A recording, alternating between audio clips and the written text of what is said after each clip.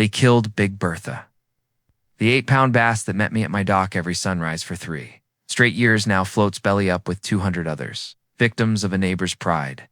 The chemical stink burns my throat, but the irony tastes sweet because every poison drop in this lake feeds their drinking water. Asterisk, asterisk. My name's Marcus Reed. And for 52 years, I've lived by one simple rule. Fix what's broken, protect what matters. This lake, my lake, has been in my family since 1952, long before anyone thought of calling this place Willow Creek Estates. Back then, it was just open country, tobacco fields, and common sense. Every morning before the sun fully clears the treetops, I walk that same gravel path my grandfather laid with his own hands.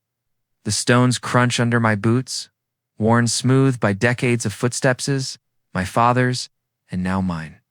At the end of that path, the wooden dock stretches out like an old friend waiting for a handshake. Its planks are sun-bleached and scarred from years of fishing lines and laughter. Each mark, a memory carved in wood. The air here smells clean mineral. Spring water mixed with honeysuckle from the vines curling along the cypress trees. Mist rises in thin silver ribbons, drifting across the lake's surface like ghosts of the past. The water is spring-fed, pure and cold, flowing from deep underground through limestone channels older than time itself. My grandfather used to say, "Boy, this lake's got veins of its own. You respect it, it'll feed you for life." And he was right. For 70 years, this place has fed more than just our stomachs. It's fed our souls. I caught my first fish here at age 7. My father taught me how to cast from this dock, how to feel the tension of the line, and how patience is the true art of fishing. That's the same patience that built our family, and the same peace I thought I'd spend my retirement enjoying. See, I'm not a fancy man. Never have been. I spent 30 years as an electrician and switched to solar panel installations when the world started worrying about energy. I fixed things, machines, circuits, sometimes even people's bad decisions. But the lake, it never needed fixing. It was always perfect until the world around it changed. About 15 years ago, the developers came. Men in hard hats and clean boots, promising progress while holding clipboards full of contracts. They bought every acre they could see and turned farmland into subdivisions. My quiet countryside turned into a maze of cul-de-sacs and SUVs overnight. They called it Willow Creek Estates. 847 houses, each starting at 600 grand. They offered me millions for my 12 acres. The crown jewel, they said, was my lake. They wanted to turn it into a community water feature, whatever that means. I told them they could take their offer and build a clubhouse in hell. For a while, things stayed civil. Most of the new neighbors were fine, busy people who waved when they jogged past or asked if the fishing was good that day. But even then, I could feel something shifting. My once quiet mornings started echoing with the sound of lawnmowers, leaf blowers, and construction crews. Still, I told myself it was temporary. The world changes, right? You can't stop it. You just hold on to the little piece that's still yours. Every sunrise, I'd sit on the dock with a thermos of coffee, watching the bass jump through the fog, and I'd think, maybe they'll learn to love this lake too. Maybe they'll understand what it means to care for something older than themselves. Didn't know then that one of them would see this lake not as something sacred, but as something standing in her way. And that's when she showed up. Asterisk. You ever meet someone who walks into your life and instantly makes the air feel heavier? That's Vivian Blackwater, the woman who turned my peaceful lake into a battlefield. She moved into the biggest house across the water. White columns, glass balcony, Lexus parked at perfect angles like it was part of a magazine shoot. The kind of house that screams, "I'm important and I need you to know it." She was 47, always dressed like she was late for a courtroom. Sharp suits, pearls, and that permanent half smile of someone who thinks she's 2 IQ points above everyone else. The first time I saw her, she was giving directions to 3 landscapers who looked terrified. She pointed, they nodded, and I swear even the trees seemed to straighten up when she spoke. For 6 months, she stayed quiet. I'd see her walking her tiny designer dog around the cul-de-sac, ignoring every neighbor except the ones who looked equally rich. But then she ran for HOA president and won, unopposed.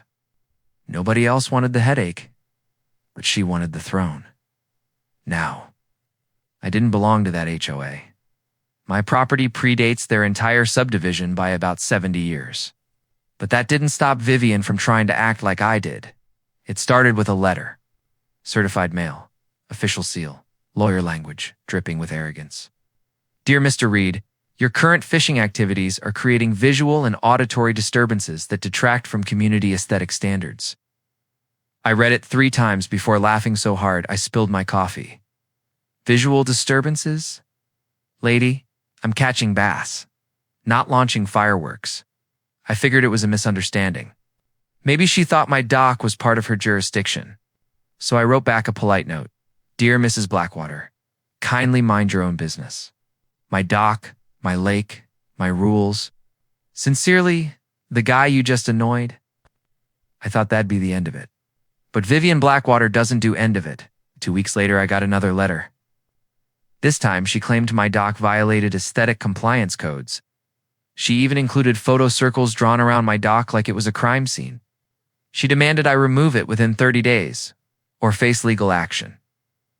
I called my friend Tom Martinez, a real estate lawyer who saved me from a few bureaucratic nightmares. He nearly choked laughing. Marcus, her HOA rules can't touch you. Your land existed before the HOA. Their covenants don't apply retroactively. She's threatening you with laws that don't exist. That gave me my first chuckle in days.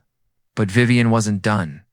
When legal intimidation failed, she switched tactics from courtroom to chaos, every morning at 6 a.m. Right when I'd cast my first line. Her landscapers would show up leaf blowers, chainsaws, industrial mowers, screaming at full throttle right along her property line. The air that used to smell like honeysuckle now reeked of diesel. It was a symphony of spite. I'd sit there, fishing rod in hand, pretending not to notice, but inside. My blood boiled. You can't reason with people who think control is a birthright. Still, I refused to break. I wasn't about to let one self-crowned queen dictate what I could do on land that's been mine since before she was born. But deep down, I knew what this was really about. It wasn't about fishing. It wasn't about noise. It was about power. Vivian couldn't stand the idea that someone lived outside her reach, that a man could own something she couldn't control. And that's the thing. About people like her, they don't stop when you ignore them. They see boundaries as invitations. What I didn't know then was just how far she'd go to prove she was in charge. Lawsuits, lies, and one move so dark, it would poison more than just my lake.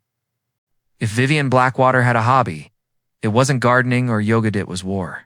Paper war, noise war, psychological warfare wrapped in designer perfume. 2 days after her second letter, I heard a knock on my door. A county inspector stood there, clipboard in hand, trying his best not to look embarrassed. Mr. Reed, we received a complaint about an illegal dock structure on your property. I almost laughed. Illegal dock.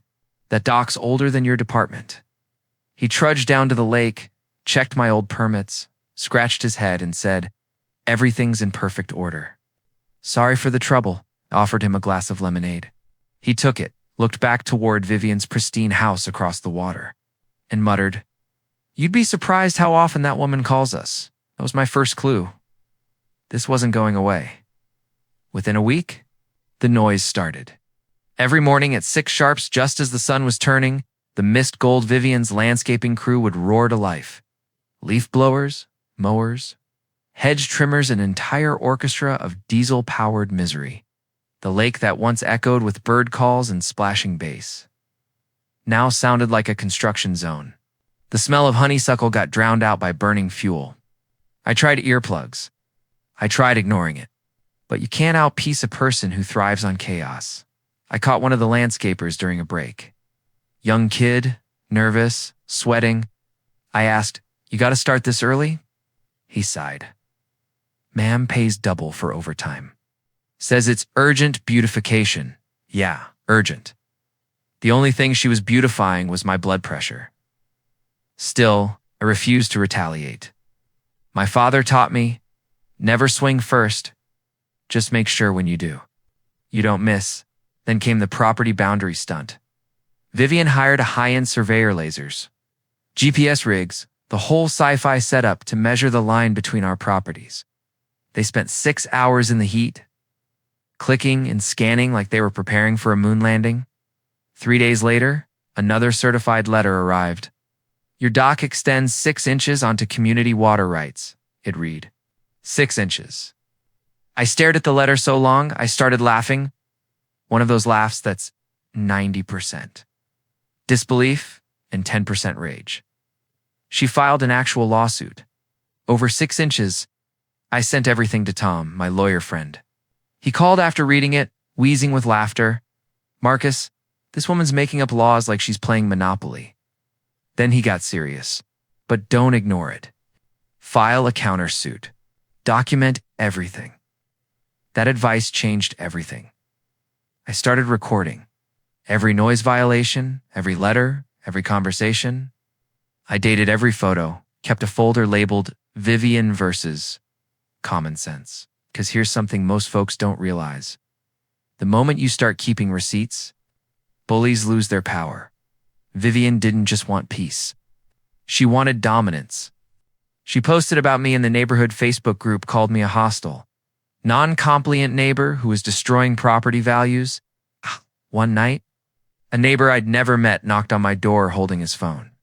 Hey man, I don't know what's going on, but this lady's talking wild about you online. I looked at the screen. Dozens of comments. People arguing, speculating, some even defending her. That's when I realized Vivian wasn't fighting a property war. She was running a campaign, but campaigns can be countered. The next morning, I drove into town and spent hours in the county courthouse basement dusty files. Faded folders, the kind of place where truth hides in plain sight. I started digging into old property deeds, boundaries, permits. What I found stopped me cold. My grandfather didn't just own the land.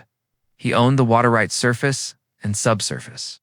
That meant every drop flowing through the spring-fed system under this lake legally belonged to our family, Vivian's subdivision.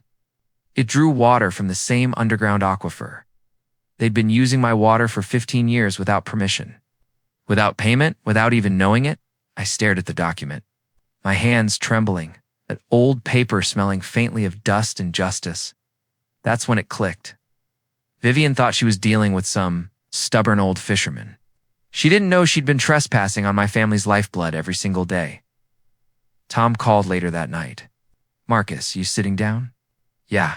You realize this gives you leverage she can't touch. She's been threatening to take your dock while literally drinking your water. I looked out the window at her glowing house across the lake. Lights on, fountains running, sprinklers misting her perfect lawn. All of it powered by my spring. That was the moment that war stopped being annoying and started being strategic. You can't reason with tyrants, but you can outlast them. You can outsmart them. And sometimes, if you're patient enough, you can let karma do your work for you. Asterisk, there's a moment when you've been pushed too far, where anger burns clean and turns into clarity. For me, that moment came in the county records basement, surrounded by dust. Oh, dust, silence, and 50 years of forgotten paper. I'd gone there looking for something small. Maybe proof that Vivian's lawsuit had no teeth. Instead, I found dynamite buried in ink. The file was old, yellowed at the edges. Stamped 1952, my grandfather's original deed. Most people would have missed it.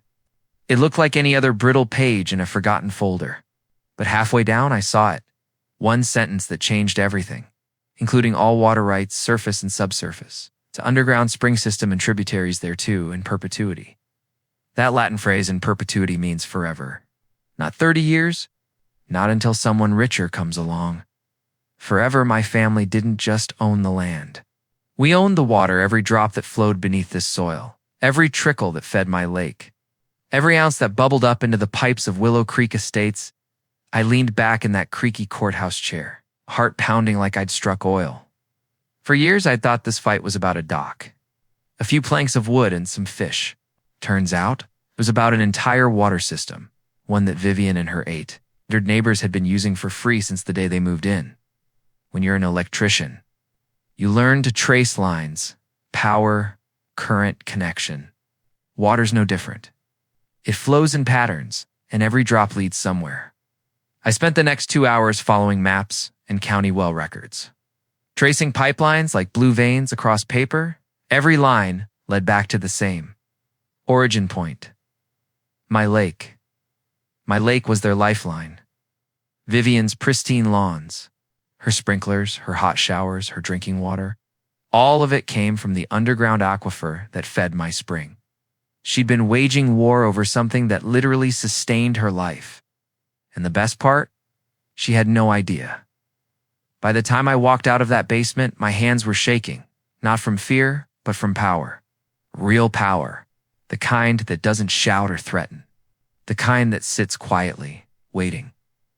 I called Tom, my lawyer friend, from the parking lot. The afternoon sun hit my truck windshield just right and made the whole world look like it was glowing.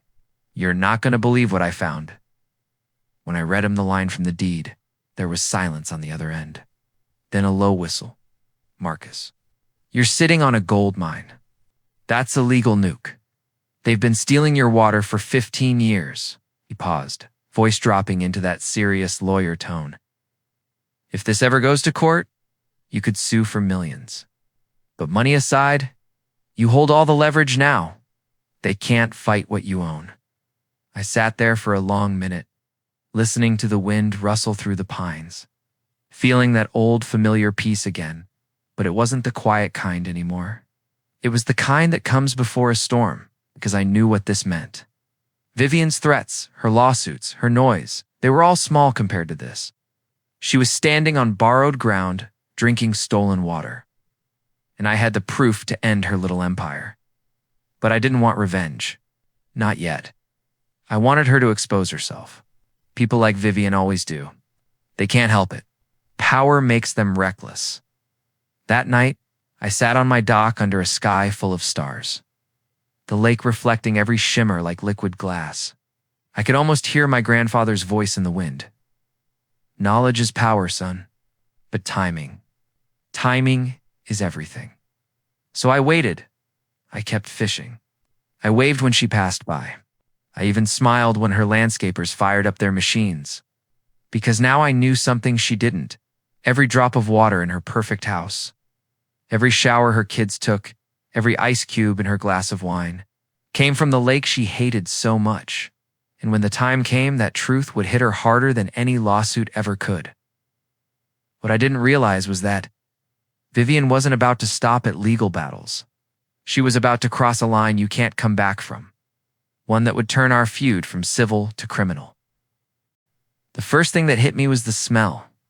That sharp, metallic stench that burns the back of your throat and makes your eyes sting like someone mixed bleach with death. It was Sunday evening. I'd just gotten back from Charlotte after visiting my sister-in-law. The sun was setting, orange and soft over the trees, and I was looking forward to my usual quiet routine. Unload the truck, grab a beer, maybe cast a line before dark. But when I stepped out of the truck, everything felt wrong. The air was too still. No frogs, no crickets, no sound of water lapping against the dock. Just silence heavy and unnatural, like the whole world was holding its breath. Then I saw it. The lake, my beautiful. Crystal clear lake was glowing and eerie. Blue-green shimmer spread across the surface like antifreeze mixed with poison. The water rippled thick and slow, not clear and alive like before. At first, my brain refused to accept what I was seeing. I walked closer, boots crunching the gravel, the chemical smell growing stronger with every step. And then, I saw them. Fish. Hundreds of them. Floating belly up near the shore. Their scales catching the dying sunlight like tiny mirrors of tragedy. And in the middle of it all, 20 feet from the dock, was Big Bertha. The 8-pound bass I'd fed every morning for 3 years. The one that had become almost a friend. A living piece of this lake story. She was motionless, her great silver belly reflecting the orange sky, her mouth slightly open as if gasping for a breath that would never come. My knees went weak. I dropped to the dock and just stared. The water that once reflected my family's legacy now reeked of chemicals and decay. For the first time in years, I cried. Not the quiet kind either. The kind that grabs you by the chest and shakes loose something you didn't know you'd been holding on to. After a while, I pulled myself together enough to grab my phone and call the county environmental hotline. Emergency line. Officer Patterson speaking, Jim, I said. Voice breaking, someone just killed my lake. Within an hour, his truck pulled up with hazard lights flashing. He'd been investigating illegal dumping cases for 15 years. But when he stepped out and caught that first whiff of copper sulfate in the air, even he went pale. He took water samples, ran quick tests on site. The strips turned deep blue and purple, colors that don't exist in clean water. His voice was flat when he spoke. Industrial-grade algaes. Strong enough to sterilize an entire lake. 2, maybe 3 years before anything can live here again. Then he looked at me. Whoever did this didn't just break the law, Marcus. They committed a felony. This is environmental destruction on a federal level, so words hit harder than the smell. Felony. Destruction. Federal. I walked the perimeter of the dock in a daze. Empty beer cans from last week's fishing trip still sat by my tackle box, untouched reminders of peace. The air buzzed faintly from the testing equipment, and in the background, the faint hum of the hazmat van made the silence. Worse, Patterson called me over to his laptop. You need to see this. He'd pulled up footage from Mrs. Henderson's doorbell camera, the one across the street from my property entrance. There it was. A white van marked Clearwater Solutions arriving at 2:17. A .M.2 figures in protective suits. Unloading barrels, moving fast, working like professionals. 26 minutes later, they drove off into the darkness. He paused, the video on a frame showing the license plate. Looks like we've got your smoking gun, he said, but I didn't need to guess. Who had called them? There was only one person. In this world, obsessed enough, angry enough, and arrogant enough to pull something like this. Vivian Blackwater. While I was out of town, she'd paid professionals to poison my lake, to destroy 70 years of family history, because she couldn't stand losing control. As Patterson sealed the evidence bags, I stood at the water's edge holding one of the smaller dead bass in my hands. Its body was limp, its gills still faintly red. I whispered, "I'm sorry, buddy," before setting it back into the toxic water. That night, I barely slept. Every time I closed my eyes, I saw Big Bertha floating in that blue-green haze. But somewhere between grief and rage, something else took shape, focus, because I knew something Vivian didn't. The same underground spring that fed my lake fed her entire neighborhood's drinking water. Every faucet, every shower, every ice cube tray. She hadn't just poisoned my home, she'd poisoned hers. And when that truth reached her front door, she'd learned the hard way what happens when you contaminate someone else's peace. Asterisk. Grief has a strange way of sharpening your focus. When someone takes everything from you, the sadness burns for a while, then it hardens into something colder, something cleaner. By Monday morning, my grief had turned into clarity. Vivian Blackwater hadn't just poisoned my lake, she'd committed a federal crime. And the best part? She didn't even realize the poison was flowing straight back into her own pipes. But I wasn't going to handle this alone. If she wanted to play legal chess, I was going to bring a whole tournament to her doorstep. First call was to Tom Martinez, my old lawyer friend, the same one who'd been laughing at her ridiculous lawsuits just weeks earlier. But this time, he didn't laugh, not once. When I told him about the algicide, the footage, the water tests, he went silent for a long moment before saying, "Marcus, you need more than me. This isn't a property dispute anymore. It's environmental warfare." It's when the team began to form. Tom put me in touch with Rebecca Torres, an environmental attorney from Raleigh with a reputation for turning corporate polluters into public examples. The woman was pure steel, wrapped in empathy. The first thing she said to me over the phone was, "Mr. Reed, if she dumped chemicals in your private lake, we're not talking about civil damages. We're talking felony environmental destruction." By Wednesday, she was sitting at my kitchen table with her laptop, files spread out, a look in her eyes like a general mapping a battlefield. Her plan was simple, devastating, and airtight. Hit them from every angle. Federal, state, civil, and media. She didn't want revenge. She wanted precedent. People like Vivian, she said, typing fast. They hide behind wealth and ignorance. You don't beat them by shouting. You beat them with evidence. Timing and exposure. Next, we brought in Dr. James Mitchell, a hydrogeologist from North Carolina State. He arrived with equipment that looked like something out of a sci-fi. Sensors, sampling kits, maps of underground aquifers. When he knelt by the water and took a deep breath, I saw his expression change. "Strong copper sulfate traces," he murmured. "Concentrations off the charts. Whoever did this didn't just kill fish.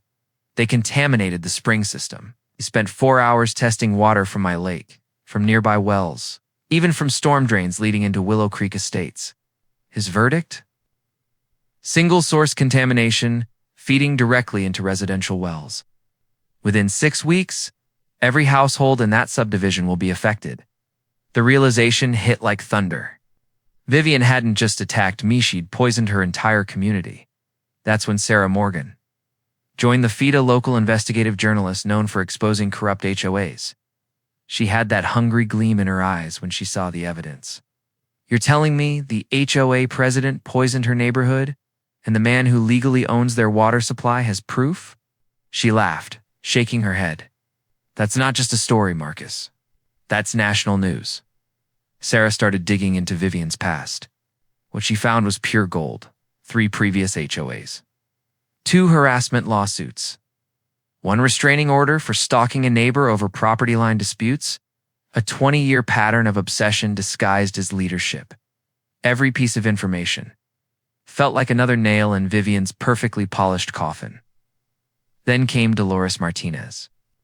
Tom's retired antiformer county clerk with 40 years of bureaucratic experience and a memory like an archive, over coffee that smelled like justice and cheap creamer. She leaned across my kitchen table and said, "Marcus, I remember that subdivision's permit application. Developer promised to preserve the wetlands forever. If her landscaping company dumped anything into that lake, they violated federal law." Dolores wasn't just a source, she was a walking time machine full of receipts. She gave Rebecca copies of permits, developer signatures, and environmental clauses that would make any defense lawyer sweat bullets by the end of the week. My kitchen looked like a command center, maps pinned to walls, legal documents stacked in piles, laptops glowing through the night. We weren't just planning a lawsuit. We were planning an exposure. Rebecca called it Operation Reflection. Because when people like Vivian finally face consequences, they don't see justice, they see themselves reflected in the damage they caused. I looked at the dead fish photos one last time before turning off the lights that night. Big Bertha, the lake, my grandfather's legacy, it all deserved better than quiet suffering. And soon, the woman who thought she owned the neighborhood is going to learn what it feels like to have the truth circle back through her own taps, her own mirrors, her own glass of water. Karma doesn't always strike like lightning. Sometimes it moves like water, quiet, steady, impossible to stop. 3 weeks after the poisoning, whispers began spreading through Willow Creek Estates. At first, they were small things. Parents complaining about a weird taste in the tap water, someone saying their coffee smelled like metal, a few pets refusing to drink from their bowls. Then came the posts, the neighborhood. Facebook group, the digital kingdom where Vivian ruled, started filling with anxious questions.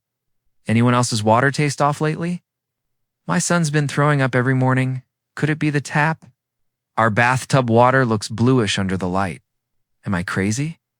Vivian responded to each post with her usual charm, polished words, and practiced authority.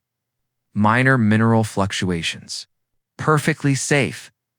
Please don't panic. She even posted a video from her marble kitchen, smiling into the camera like a politician running damage control. "Community reminder," she said sweetly. "Our water system is natural spring-fed. Seasonal changes can alter taste and color. It's completely harmless." She was poisoning them with reassurance while they were literally drinking the consequences of her arrogance. Dr. Mitchell's timeline had been exact. By week 4, the contamination reached the farthest homes. The copper sulfate spread through the underground channels, invisible and unstoppable. Kids started missing school. People complained about nausea, headaches, stomach cramps. One mother posted pictures of red rashes on her daughter's arms. "Is anyone else seeing this?" she wrote. "We've switched to bottled water, but it's too late." The panic spread faster than the poison. Vivian doubled down. She sent out official HOA emails claiming the complaints were internet hysteria. Then she blamed the city's pipes, the weather, even the coffee machines. Anything but the truth. I didn't say a word. I just watched quietly, patiently, as the woman who tried to destroy me was slowly drowning in her own lies.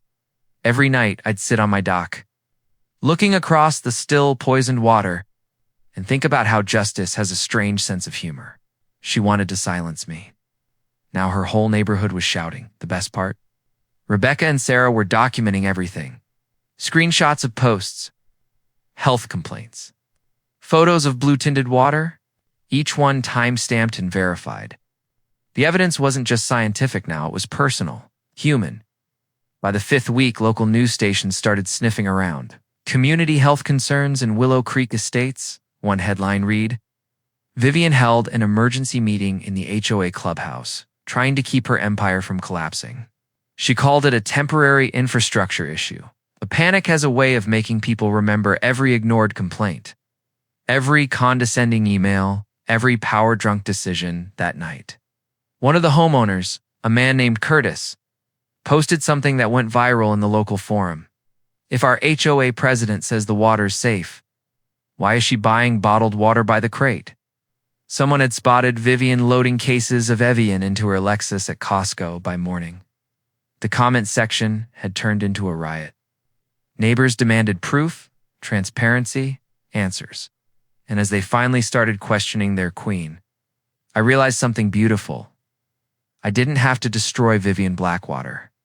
She was doing it all by herself, one lie, one excuse, one poisoned drop at a time. Asterisk, there's a strange calm right before justice hits, that heavy stillness. Like the air itself is waiting to exhale. That's what the community center felt like that night. You could barely move inside. 300 people packed shoulder to shoulder, voices buzzing, faces tense. The air smelled like burnt coffee and frustration. The TV news crews had set up in the back, cameras ready. County deputies stood by the doors, arms crossed. Even the EPA had sent officials with clipboards and tight expressions. At the front of the room sat Vivian Blackwater, posture perfect, her smile frozen. Designer suit, pearl earrings. The picture of composure if you didn't notice the faint tremor in her hands or the dark circles under her eyes. To her right, remaining HOA board members looked like they'd rather be anywhere else. The meeting was called to address community concerns regarding water. Safety, translation. Vivian's house of cards was seconds away from collapse. Patricia Morgan, the new acting board president, took the microphone. "Thank you all for coming. Tonight we'll hear the EPA's findings regarding the water quality issue.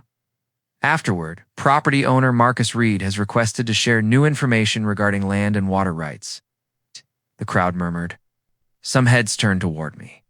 I sat in the 3rd row, hands folded, heart steady. I wasn't nervous. Not anymore. The EPA official, Dr. Sandra Murphy, stepped forward. She didn't waste time. "Our tests show copper sulfate contamination at levels 4 times the federal safety standard," she said. "This contamination originates from an industrial-grade algicide introduced into Mr. Reed's lake approximately 6 weeks ago." She pointed to a large projected map. Red veins stretched under the entire subdivision, the aquifer system. Feeding every home, gasps rippled through the crowd. Someone shouted, "That's our water." Dr. Murphy continued calmly, "As of now, this contamination has spread to 94% of residential wells. This is a public health emergency. Then came the question that detonated the room. Who did it? All eyes turned to Vivian. She shifted in her seat, clutching her notes like they were a life raft. The HOA had no involvement, she said quickly. This was likely a third-party contractor or a sabotage. But you can't hide guilt when the truth is already loaded and ready to fire. Patricia cleared her throat.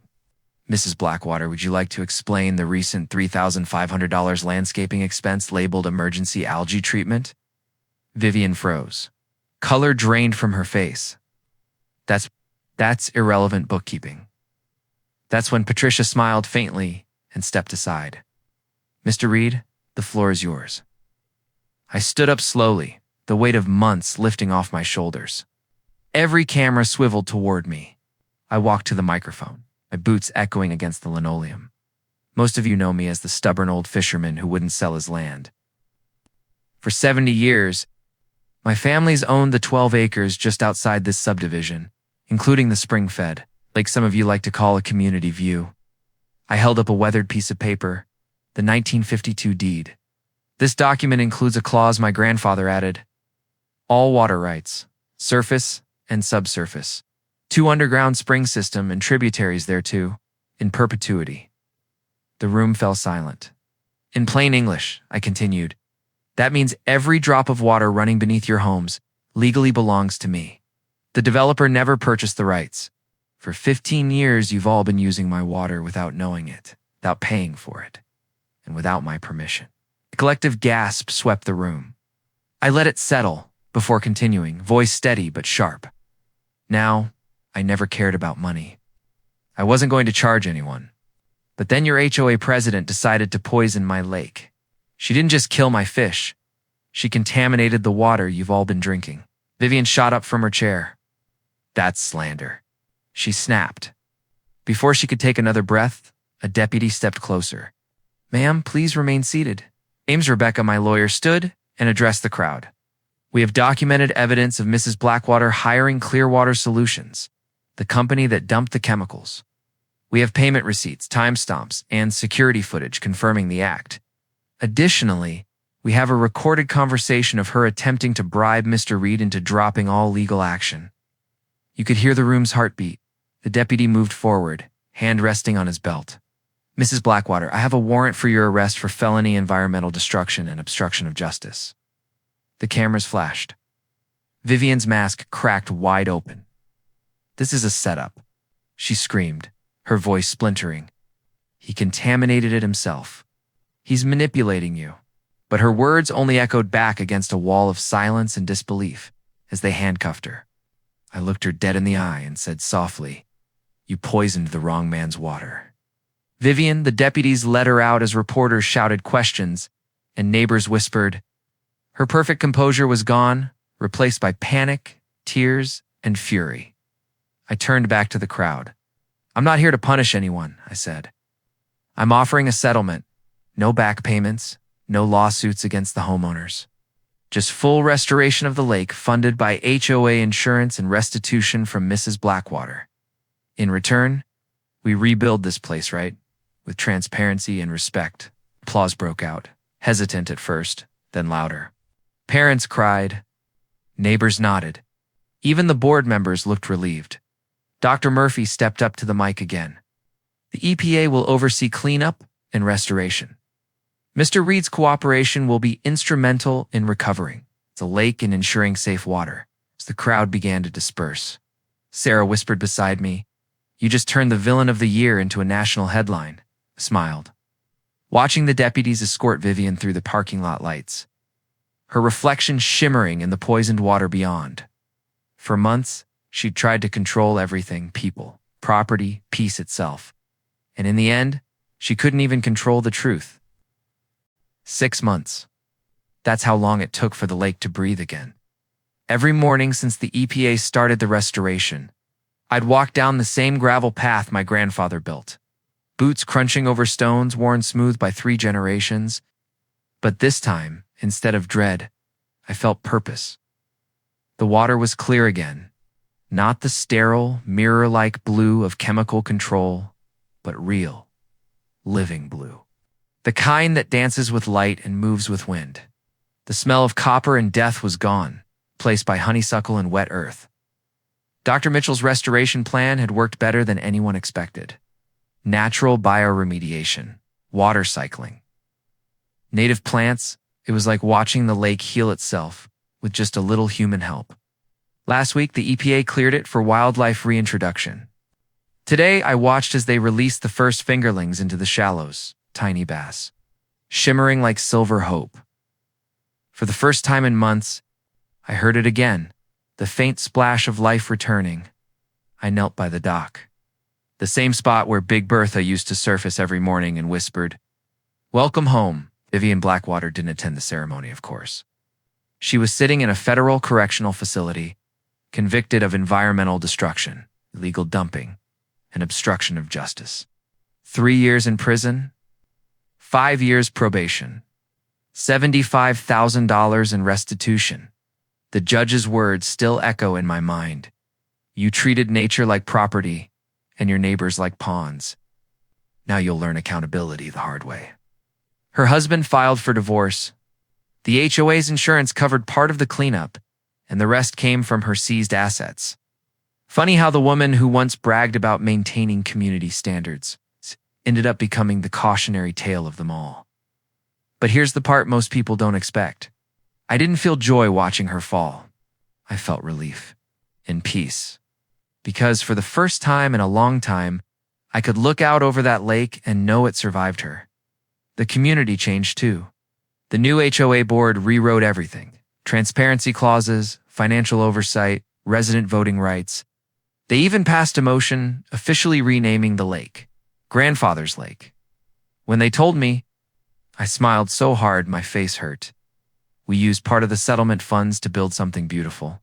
The Grandfather's Lake Environmental Trust, a small education program where local school kids come twice a month to learn about clean water, conservation, and the cost of carelessness.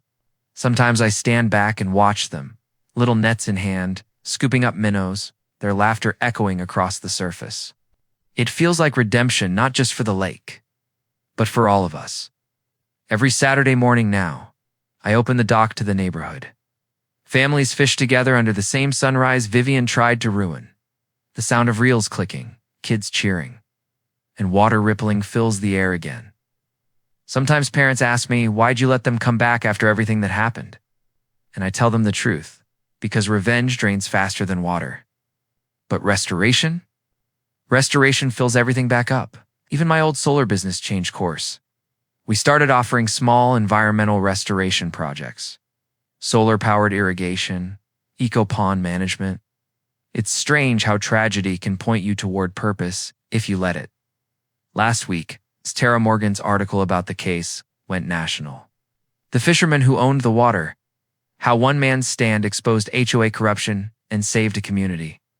It inspired new state legislation requiring transparency in homeowner associations. They called it the Blackwater Reform Act. Poetic, isn't it? The villain's name now attached to a law protecting people from her kind.